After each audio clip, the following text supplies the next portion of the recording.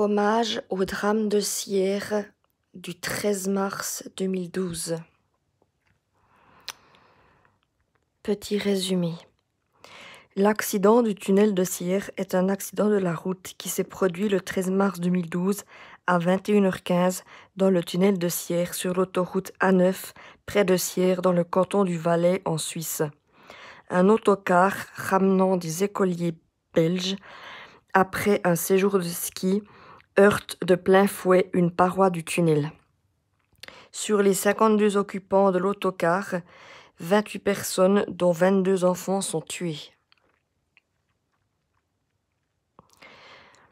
2 classes de 6e primaire de l'école Saint-Lambertus à Heverlee et de Steteske à Lommel passent une semaine de camp de ski à Saint-Luc, dans les Alpes suisses en Valais.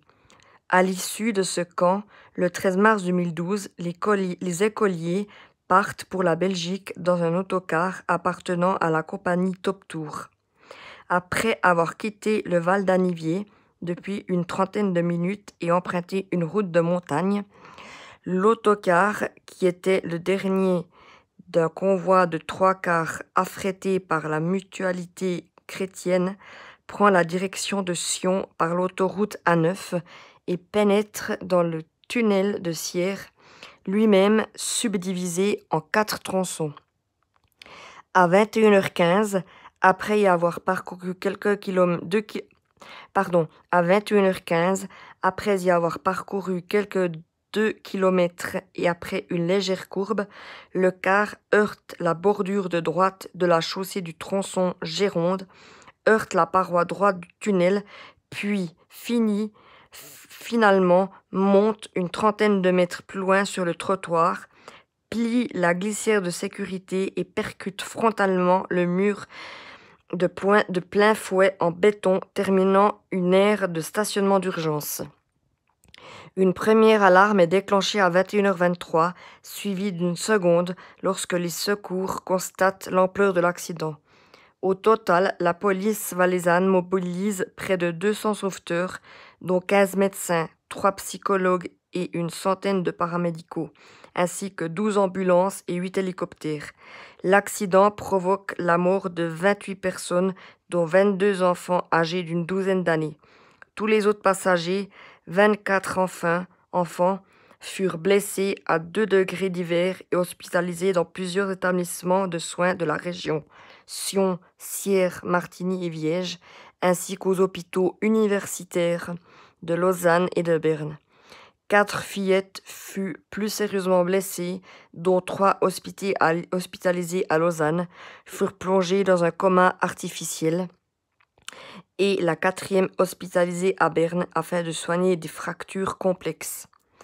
Parmi les passagers, on comptait 6 adultes, tous de sa nationalité belge, 2 professeurs, 2 accompagnateurs et 2 chauffeurs, qui sont tous morts, et 46 enfants, dont 35 Belges, 9 Néerlandais, 1 Allemand et 1 Polonais.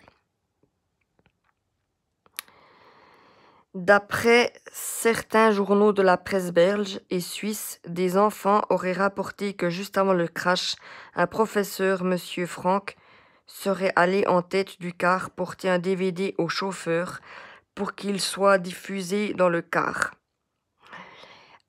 À mon avis, et selon l'avis de plusieurs personnes, cette théorie est erronée. Il s'agirait plutôt d'un problème psychologique du chauffeur qui aurait voulu se donner la mort en emportant les enfants dans le mur du tunnel. Cette hypothèse a été largement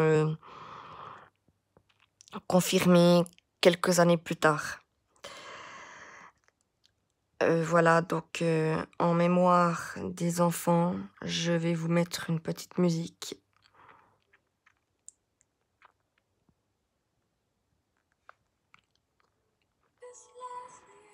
Reposez en paix et n'oublions jamais,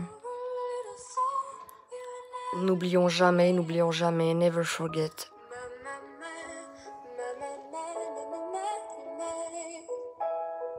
Staring at the sink of blood and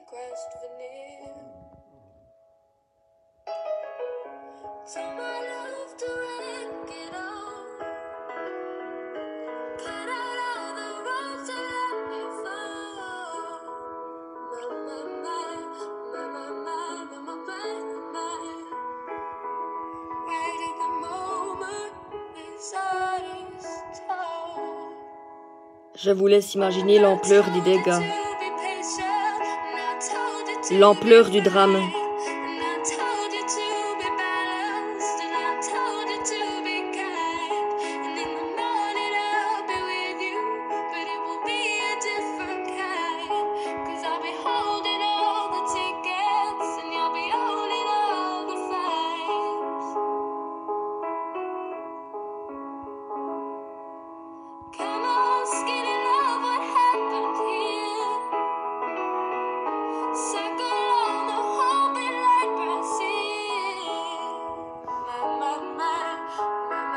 Je ne sais pas si vous avez vu vers environ 5 minutes, entre 5 minutes 30 et 5 minutes 45, lorsque j'ai filmé le quart, nous avons pu voir une légère orbe passer comme ça, blanchâtre.